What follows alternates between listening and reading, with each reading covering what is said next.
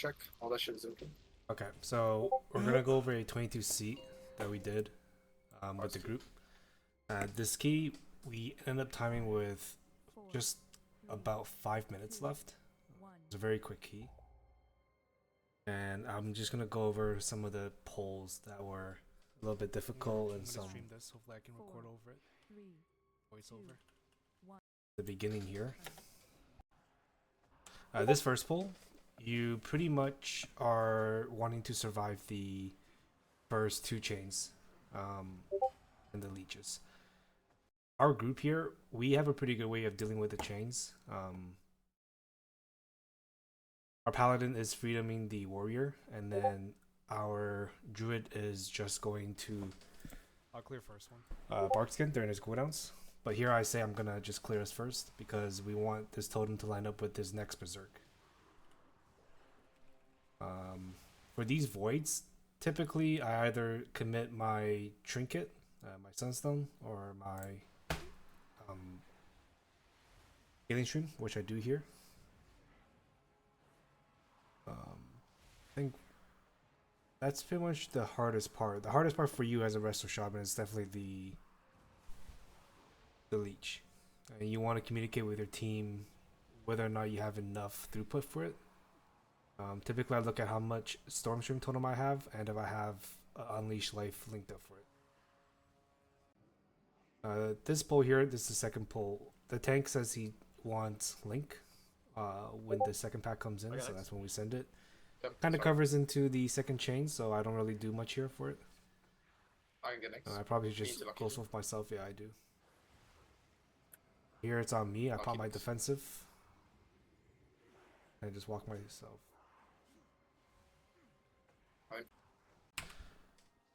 So here is when get this pack here. But we can see the druid's cooldown is the same as my Wind Rush totem. The freedom is late by like 2 seconds, maybe. Actually, it's fine. Drag Phoenix. He's using Spirit Walk. I can clear the next one. And I communicate to the druid that and the team that I'm going to be clearing. You might need Frenzy here. Actually, yeah, Bark down. I think for each of these leeches, you definitely want your team to press something. Lucky next. Very difficult to heal this just through your natural throughput. I'm clearing here. You can see my druid is convoking right now. We don't want him to be going out of cat form and whatnot. Into lucky. Stacking. Here I think I trinketed myself, right? No, who did I drink? How did I get out of this? Trinketed the tank.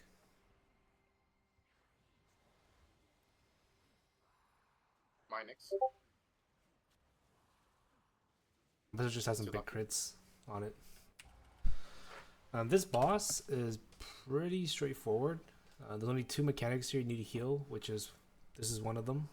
You can commit your healing stream, and you can also pull up a lot of Stormstream totems to deal with it. The only other dangerous part is when you have the shitters dying. The shitters are being these brokens that we decide. In this group, we pull them in as funnel for the paladin I have trinket here for us, and for the warrior. If your team doesn't survive the knockback, which is the only one-shot mechanic in this fight, you can use your Litany Trinket, or you can just have the group use defensives. So we'll go ahead and move forward. This fight is pretty... I'll sweep next one. You just gotta roll into the pack. Because it's recorded. So okay. we as a team, we don't go left. It's okay. I'm reformed. Like normal, we This go is for right. YouTube, by the way, this time because it's recorded. Who's next? And this pull is pretty straightforward. All of these Rift Wardens, you deal with it the same way. The only thing that changes is what overlaps you have. So this pull in itself has no overlaps at all. Want to make sure you have some sort of throughput for the damage that comes out after the Rift Tear. Lucky next. This is the second pull here. This pull, the overlap you have is the Void Caller. blueberry, and Hard next. we move it away from it, so we don't really deal with it. I'm pretty sure this got is 60 yards away, so we don't get the rot damage from it. And it just Done. becomes I go next. I go next. a normal pull. If you're running a comp similar to this one, in terms of your triage, you want to look at your druid for dispels and your Dragon to paladin. Dragon next. Druid is number 1, followed by paladin, followed by warrior. Warrior is pretty tanky. Hard next. But you can see here on Lucky the next set of dispels. I guess this set doesn't really matter. Oh, my bad. So this think it's third so pull is the Yeah, definitely the most daggers dangerous was one. stuff for me. I don't know what's happening. D-stance. They might have just been You can fake, I don't know. see we get I the think- 2 bleeds out. Let me go back. You get the 2 bleeds out, and then the best way to deal with these bleed is to call for one of your teammates to use a defensive, and think you it's so, huh? heal the other one. Yeah, So yeah, here, daggers was I worse believe stuff for I'm me. pretty sure I don't know commit my what's trinket, hard mouth, D-stance. because he is obviously much. Or how about that made my druid? He is obviously much more They squishier might have just been fake, I don't know. than the warrior. If you heard him earlier, he said he goes in D stance because we're not. We They, don't want they to hit both had anything, Mortal so Strike on them. he has so no their reason healing's to gonna not be reduced. stance there. Can you pick Star? Might. So this bull is probably I'm the watching hardest them in one case it- I don't think- out of the 4 wardens, just because you have the rift stalkers going on. So here, don't be shy to commit a lot of defensive towards it. I use my dwarf there, and I just triage the druid. Here I have 2 totems, and I have my my healing stream. I'm not sure if I commit my healing stream or not.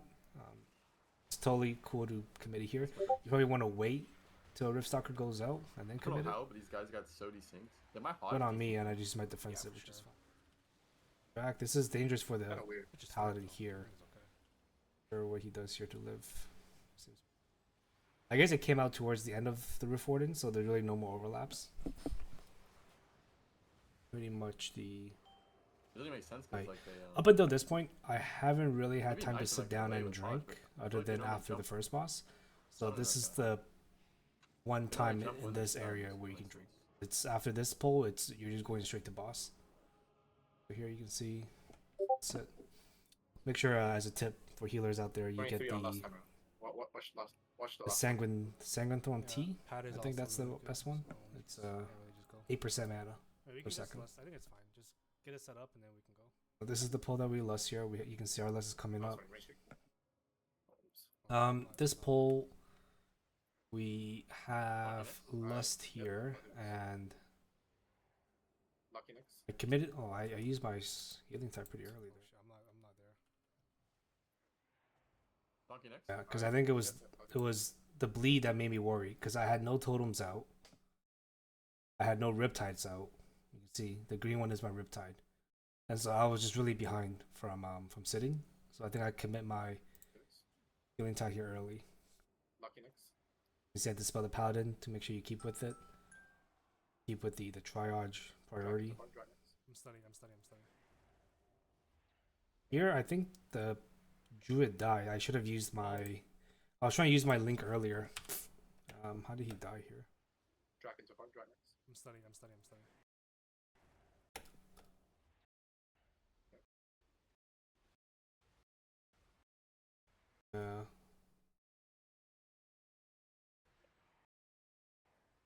Was it a swirly that he died from? You can take it. This one guy's dying. Me and Lucky. I gotta look at the logs to see if it was. Done way earlier. And I'm looking back on it. I thought it was the tick from I got next. Dragon to Explosion and the Rift Stalker. Maybe it was. It's on me. Whatever.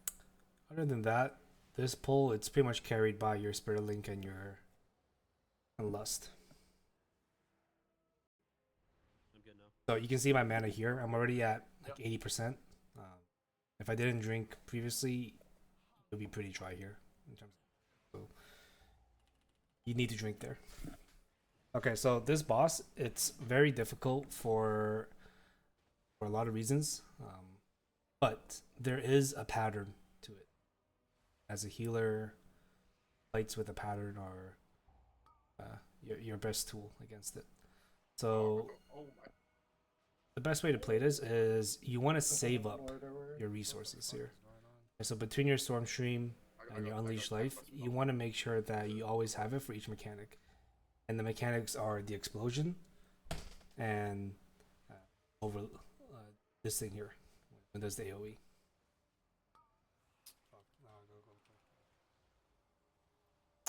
So here you can see we have the bombs in 5 seconds, and you want to try to save your Earth Living proc, so it lines up with these, because you want to push up these health bars as quick as possible, especially when you have a bleed coming out in 4 seconds. Here I probably commit my Healing Tide. I should. Okay, there we go. I was ready that time. I ain't gonna die on Avatar again. You can see the Druid takes the most damage out of all three. So you most of the time you want to be using him as your first target in your chain heal.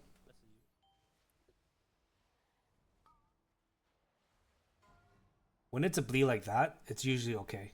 All you want to do is just spam healing wave into it. Here you can see I get my Surgeon Totem ready and I have that proc ready to go for it. I think I tell them that I'm weak here. I ask them to use Rally and Heart of the Wild, just because I didn't have Link Up, and the last time we had this overlap, I had my Healing Tide, but this time I didn't have anything other than my basic setup, so I asked for a bit of help here. I think most scenarios 2 DPS is the most well. See, they're very healthy, which is good. I want to try to keep them above 50%, 60 ideally, during it. This is a single bleed. This is not a problem. You can just heal wave through it.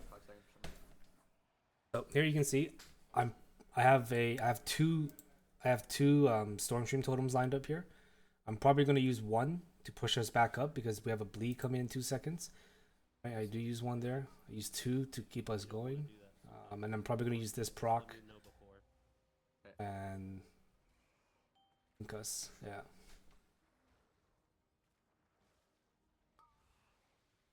Overlap into it.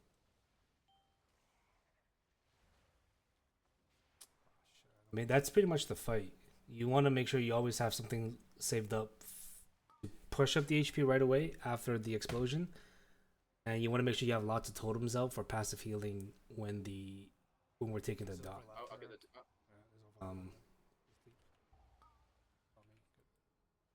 On me here, but I defense it.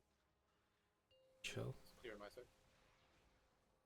You know, this season as healers, you probably don't need to use your. Oh, this is a good way to talk about. So this season as healers, you don't really need to use your pot on cooldown. It's much. I find it much stronger as a cooldown for throughput. So here we have another explosion. All right, so this dot lasts for I think 10 seconds, and then you have a bleed. So you're gonna get an overlap most of the time. So here I look at my stuff, and I don't really have anything to deal with it. I can't use Litany. So I use the pot as a throughput here. Pot, and I put it here. Overlapping that. Weird. Our druid here is very good, who is goes in bear at the perfect time. Yeah, so that's pretty much it for that fight. Don't be wasting your totems, I think is the best advice for that fight. This next pull here, we have 1 Rift Stalker and 2 Destroyers. This pull is actually very dangerous. A lot can go wrong in this pull. But if you look at what I have here, you pretty much have 1 throughput, which is the Healing Tide. I think I wait till everyone has it. Then I put this down. Oh shit, I overlapped with you, jerk. Sorry.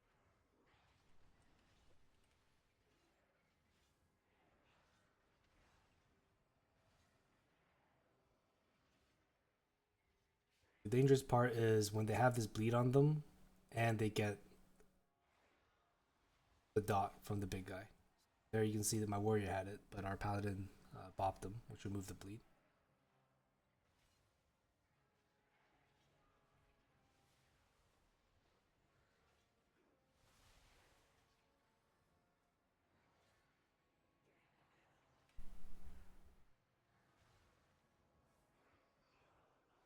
Here it's on me. You can see I even commit astral shifts just because 2-target healing is very difficult for Resto Shaman. This pull is pretty much the exact same as before, just one less destroyer. And you pretty much follow the same rule. Whoever has the double dot on them is in a lot of danger.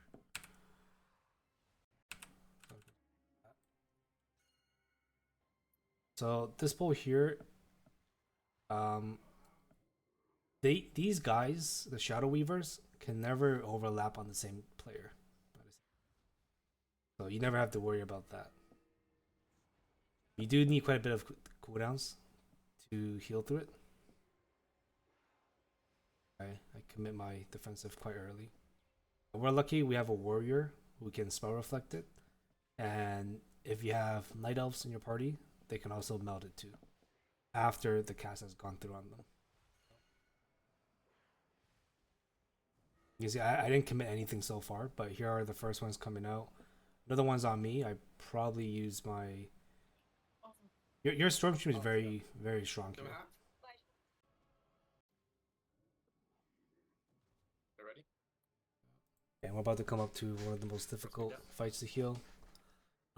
This pull here, you want to front load your cooldowns because while you have the 2 Void Callers out, that's when there is the most damage coming out to the team. And if your team's damage is low, you will get a situation like that with more blueberries where someone's being channeled on top of the AoE damage. Yep, sure. At that point, it's very difficult. I think I committed healing stream or healing tide totem quite early, right, into this pull. My sweep. It's not that early. Pretty much right when one Void Caller died, and right before this Void Infusion comes out. Yeah. Don't be stingy with this pull. It's a very difficult pull.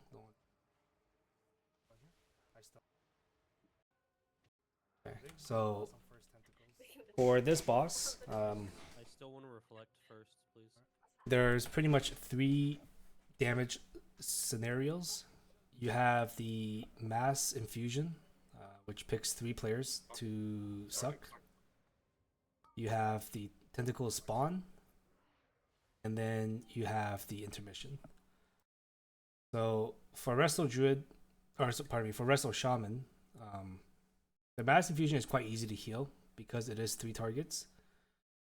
Most of the time, if you have a lot of totems running, like healing stream totems or even storm stream, you can just triage your teams. Here I put down a storm stream, and I can just let us take the damage. You know, the one thing to think about this fight is that you don't need to make your guys 100% because there's no more damage coming out after the suck. You just need to make sure your guys have enough HP to survive it. And I think you have like maybe 7 or 8 seconds here to push your guys' HP back up. So that's very important to think about that when you're deciding on who to heal. For this first intermission, I think I say to them I don't have a lot because I want to use my Storm Stream first, or my Healing Tide first. So I told them to use Heart and Rally, I believe. Yeah. Heart of the Wild is a very powerful healing cooldown, by the way. If you are playing with a Druid this season, and they're able to use Heart of the Wild, a very powerful cooldown. So here you can see again, we're getting this Mass Infusion. I don't have any totems left. All I have is 2 Unleashed Lives.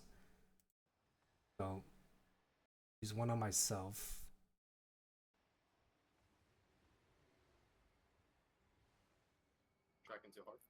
I think they potted there.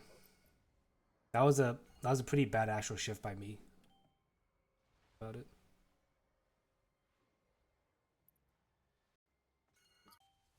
Dragon too hard.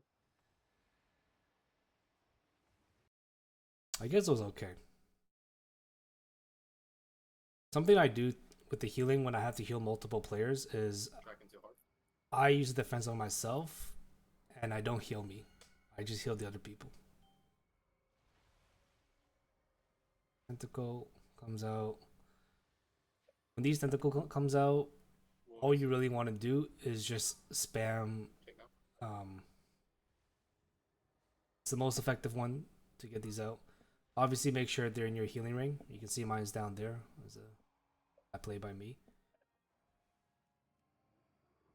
Here, I have my healing tide, which is what I'm probably going to use. And I probably pair it with this. Yeah, I do. Yeah. I think I tell my teammates that, you know, don't use too much here. I have us covered.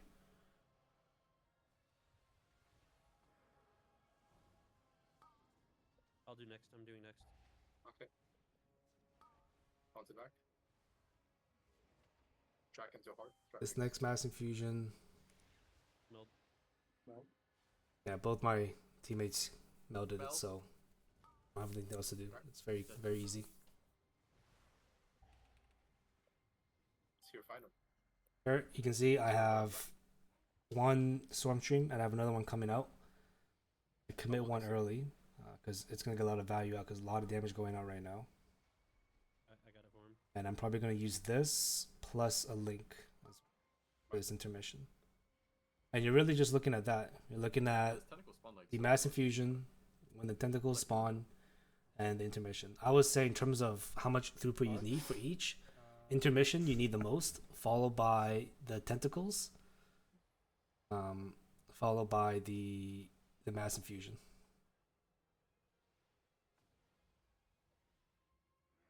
Taunting. But remember, the mass infusion, all you have to do is make sure they survive the hit. Dragon too hard. There's no more damage coming out after that. No meld. I think I unleash life and I use my totem once, and then one more chain heal. That's all I used. I used unleash life and one storm stream, and I think one riptide or one chain heal, and that was all that's needed.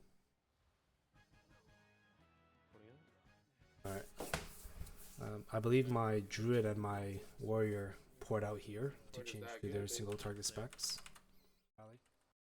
there This boss, 3 seconds. it is similar to the tentacle boss we just did. You want to make sure you plan your cooldowns quite nicely. Yeah, rally. There's a good amount of damage that comes out right on pull, so you want to get all your riptides out, and you can just drop all your totems. I have this corner if it's on me.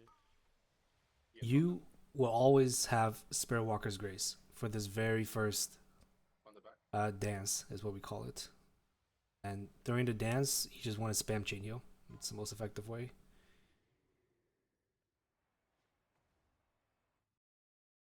Let me go through this part actually.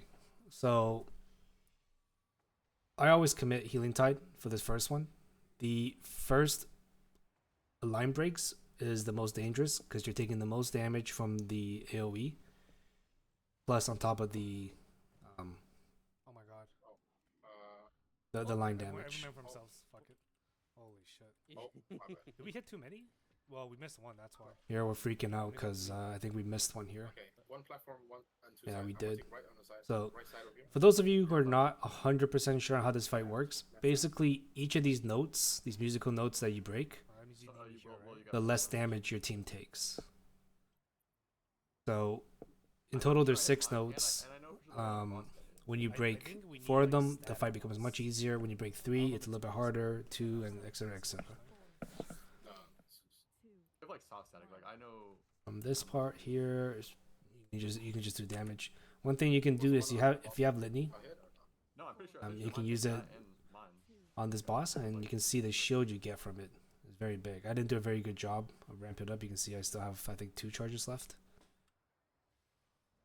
But that helps a lot with the knockback. It wasn't even like the one on the boss was like under him. It was like in front of him. Like Same thing. in line with mine. During this dance, you will want to use a lot of throughput for it. all your Storm Stream charges, all your Nature Swiftness charges, and you always want defensive. Here I link for this one as well. Yeah. D-stance. Important thing to keep note when you're triaging for this break here. Right, you can see which 3 of the party members are going to take the beam damage. These are the 3s that you want to heal, assuming that our paladin doesn't die, which he shouldn't be dying here. Yeah. You can see I don't even really bother with them. I just make sure that the 3 of us are topped off to heal to survive the hit. I only One platform, one side. I'm gonna do side. So you can see after we break the 4, which is what we did there, the healing requirement is much lower. One platform, one side. One platform, one side. I'm Do side. probably not even committing that much here. I do 1 chain heal, and that's it. You can see it gets much easier once you On my side. kill them. Once you break the 4. Soft sign is only to like be pre-sped basically. And that's pretty much the fight. Here I do a much better job of getting my litany ready. You can see there's a huge shield on your party members. Oh, you can see I'm making sure I'm spamming my Riptide so I can farm up the Stormstream totems. Here, use my Spearwalker's Grace, make sure my totem's down. Now I have my Earth Living Weapon on everyone, and I'm just spamming chain heals. I have my Stormstream here, or my Healing Tide here. I should have pressed that much earlier. I think I was kind of trying to line that up, and I ended up not pressing it. I would like to not move. Sorry, one door, one side. There you can hear me complaining about having to move. I mean, that's pretty much it. Main thing of this fight, after each burn, you want to make sure you have a lot of cooldowns lined up for it. Use your Spearwalker's Grace during the first dance, because that's the most damage going out. Oh my god. And then you time the key. Alright. Thanks for watching.